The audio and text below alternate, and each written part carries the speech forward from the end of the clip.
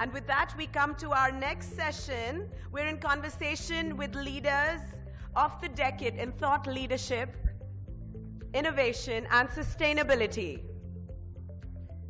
So with that, we would like to invite our first speaker to come up on stage, Pramila Ramdhania. She's the CEO, President, Community Innovation Lab, all the way from Canada. A big round of applause for Pramila. Is she here? She'll join us in a few moments. I invite Dr. Barbara Sunderland. Dr. Barbara, are you with us? Bhakti Devi. Oh, she's here.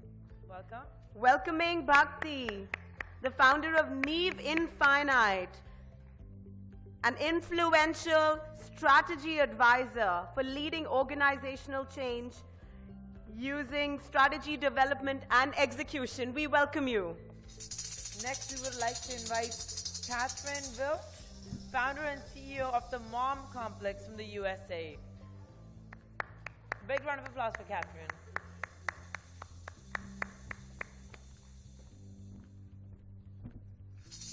Next, we would like to invite Caroline Drummond, the Chief Executive of LEAP. A big round of applause for Caroline.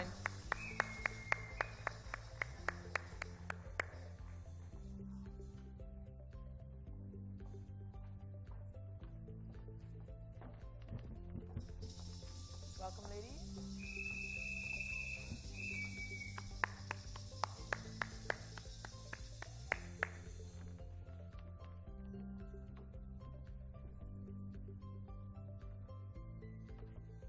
So we'll just call upon the speakers as they come and we'll start our session.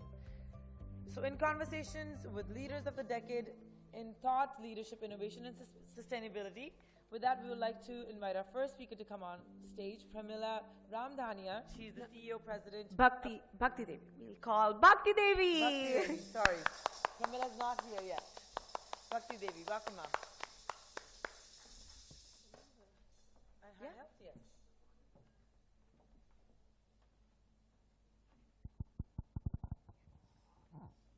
Good morning, everyone.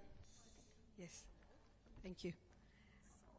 I must say I'm in total awe of, just seeing all these brilliant women and hearing from them and feeling very, very inspired. And it almost feels like there's like so many hundreds of suns have descended and it's all sunshine everywhere. Thank you. It's been very inspiring. So really an honor and pleasure to be here, and I'm very excited also. And I'll share with you my excitement, the reason for my excitement. So just to tell you briefly about myself, I'm trained as a civil and environmental engineer, and I have been working in the field of water management for the last 30 years.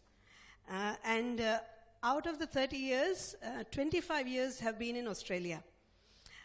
And I've just relocated in last 1 year back to India with one very clear mission. And my mission is to really get the water-stressed cities of India transform. And I literally mean transform. And my experience of, thank you, and my 30 years of experience, I can tell you that it is doable. And I'll share with you, I want to use this platform mainly to communicate and share the message about the water crisis. So we all know about the water crisis. We all talk about it. We all complain, whinge about it.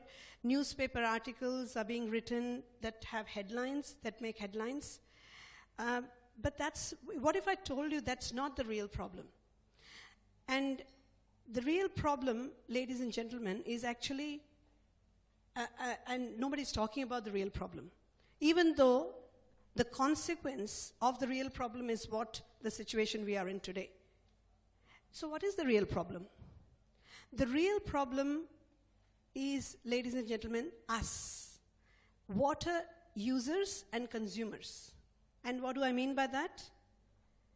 The reason, when it comes to water, because it's very important to understand, because once we understand why we are in this situation, the solution will also tell us where the solution lies. So the reason, when it comes to water, we as water users are utterly illiterate and utterly innumerate. That is, we can't count. And I don't mean ignorant, I mean illiterate and innumerate. What do I mean?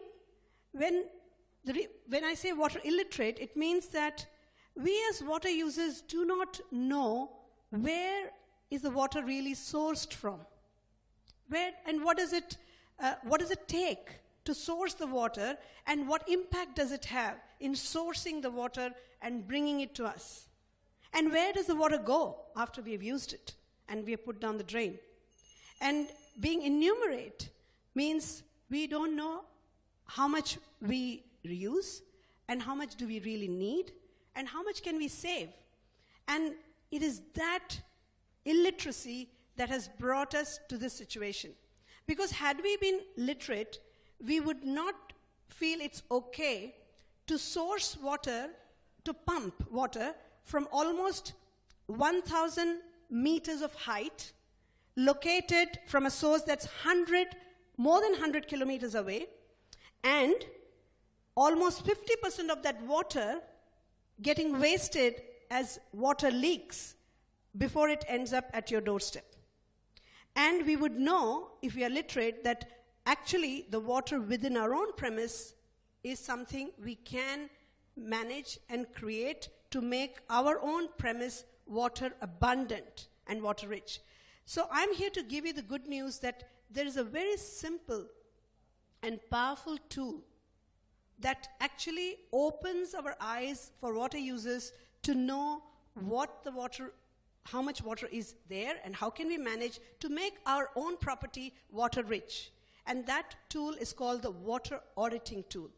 And I have been spending last 18 months in India completely immersing myself in the residential apartments and water users to really develop and design this tool and training program, which can really empower. Once you're trained as a certified water auditor, it will allow you to help thousands of apartments to become water abundant, and the water crisis really is at the source that is away from you, not at your own property.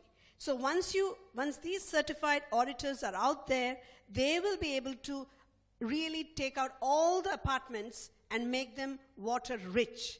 And I say this with conviction because it's technologically doable and feasible, but who's going to do it? It's not someone out there.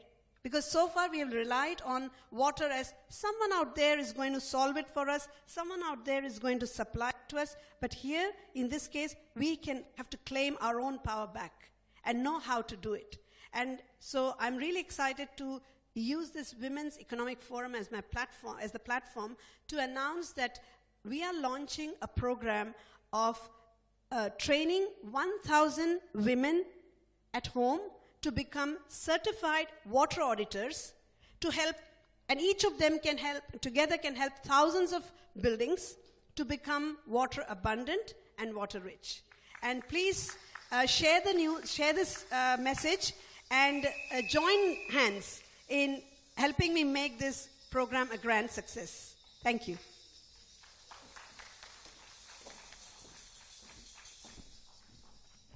To hear inspiring stories like that right in the morning just fills me up, absolutely. That is an absolute amazing initiative, Bhakti ji. A big round of applause for you. I would now like to invite our next speaker to come up on stage, Catherine Welsh. If you can please come up on stage. A big round of applause for Catherine.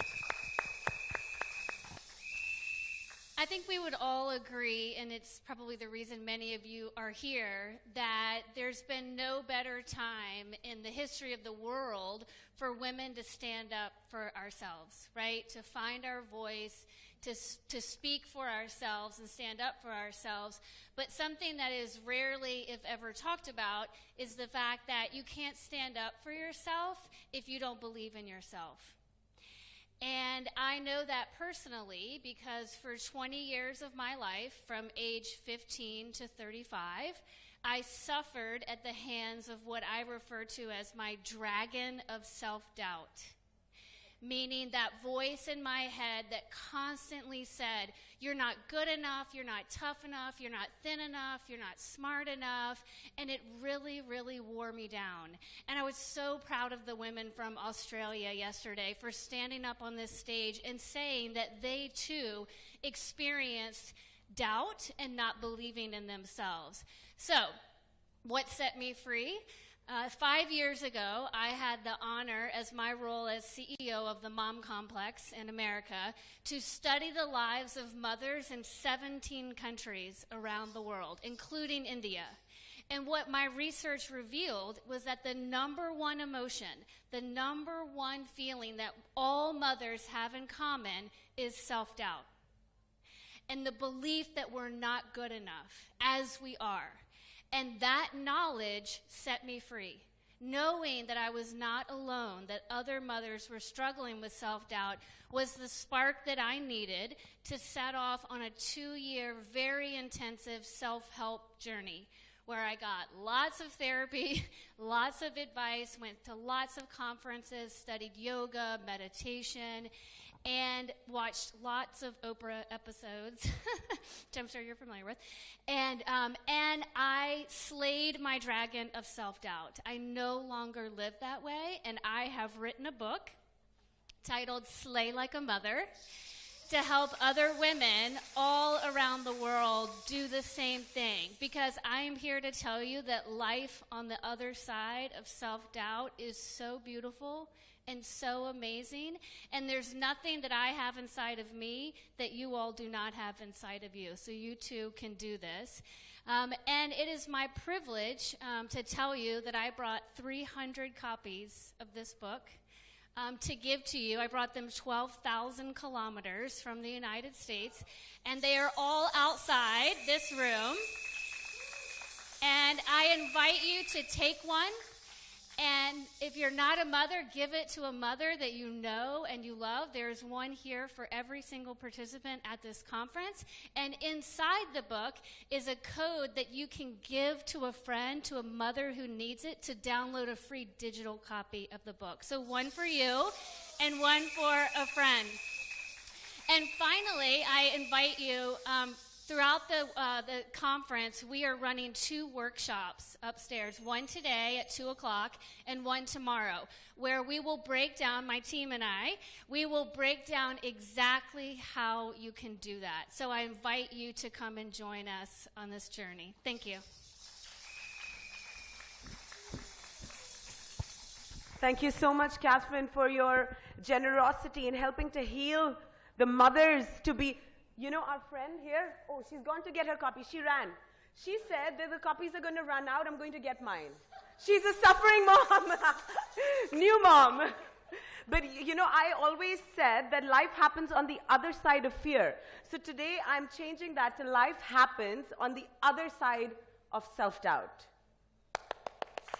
Thank you. It means so much for you to share that. I'd like to invite Caroline Drummond.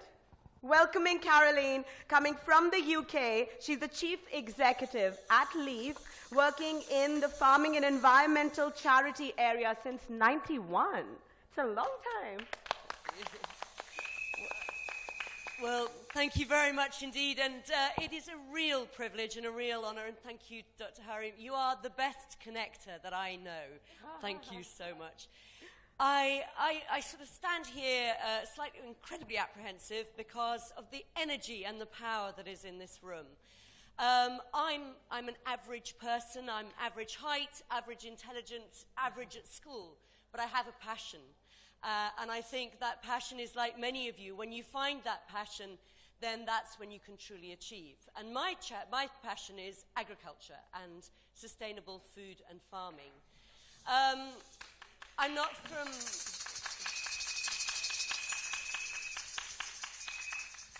from farming originally. My father was a diver. My parents weren't very keen for me to go into farming at all.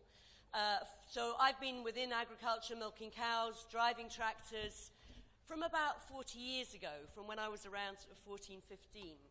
And as with any woman, I think the more you get told not to do something, the more you are determined that you will do it.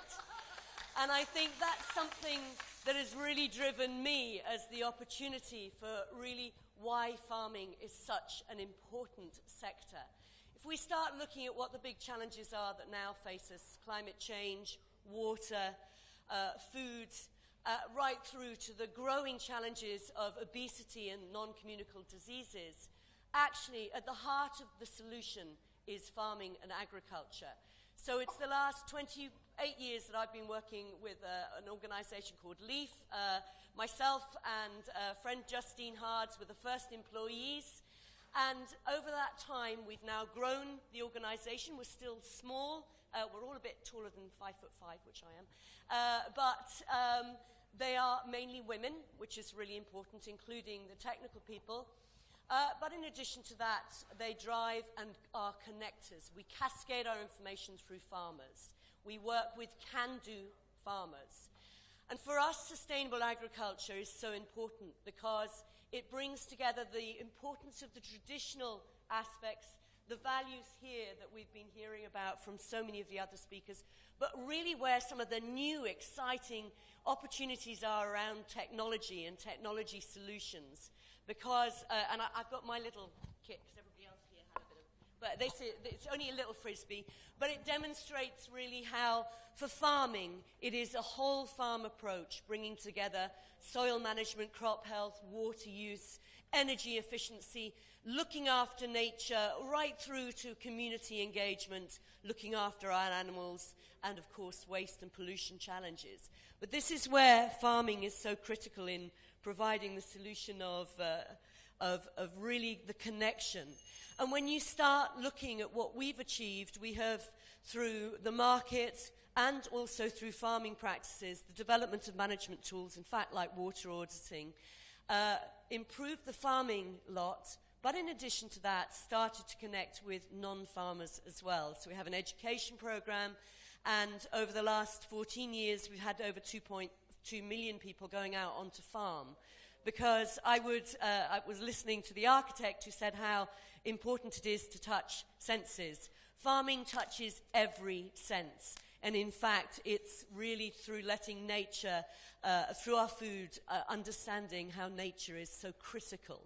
So I guess my plea, listening and echoing the plea of the fellow speakers up here, is to recognize just how important our food is, and also the story behind our food.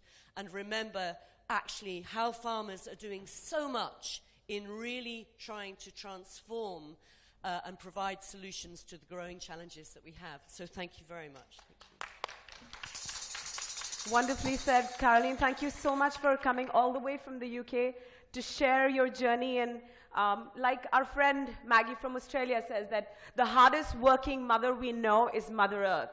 So thank you for bringing the respect back into her domain. Thank you. Karina, if I could invite you. May I now call upon Harbeen Arora to present the awards. Bhakti Devi.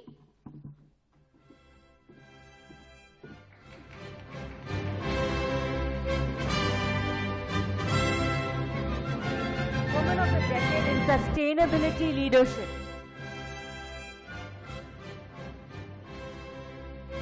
Catherine Vince, Woman of the Decade in Advertising and Leadership.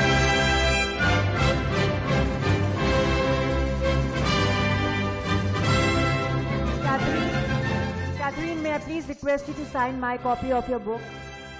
Thank you. Caroline Drummond, Woman of the Decade in Sustainable Farming.